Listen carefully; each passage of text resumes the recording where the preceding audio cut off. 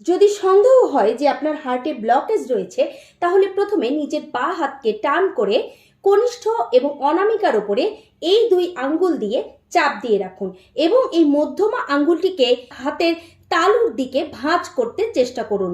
এই রকম করার সময় যদি কবজির এই যে ভেইন, এখানে যদি প্রেসারে আপনার ব্যথা অনুভূত হয়, টান লাগে এবং বেশ ব্যথা লাগে, তাহলে বুঝবেন আপনার হার্টে বা শরীরের কোনো না কোনো ভেইনে ব্লকেজ রয়েছে। এছাড়া আপনি অন্যান্য টেস্ট করতে পারেন এবং সেই অনুযায়ী ঔষধ যা রয়েছে সেটা খেতে পারেন। তবে এটা একটা ব্লকেজ জানার উপায়। আরেকটি উপায় হচ্ছে আপনার পায়ে দুই পায়েরই এই যে কাফ মাসল, এই কাফ মাসল নরম নাকি শক্ত। আপনার কাফ মাসল যত নরম হবে বুঝবেন আপনার হার্ট এবং আপনার পেট তত বেশি সুস্থ আছে। কিন্তু আপনার এই কাফ মাসল যদি শক্ত হয়ে যায় বুঝবেন আপনার হার্টও ভালো নেই, আপনার পেটও ভালো নেই। ভালো রাখার উপায় হলো প্রথমে এই এক্সারসাইজটিকে 30 বার করে এইরকম সকাল বিকাল 2 বার করবেন।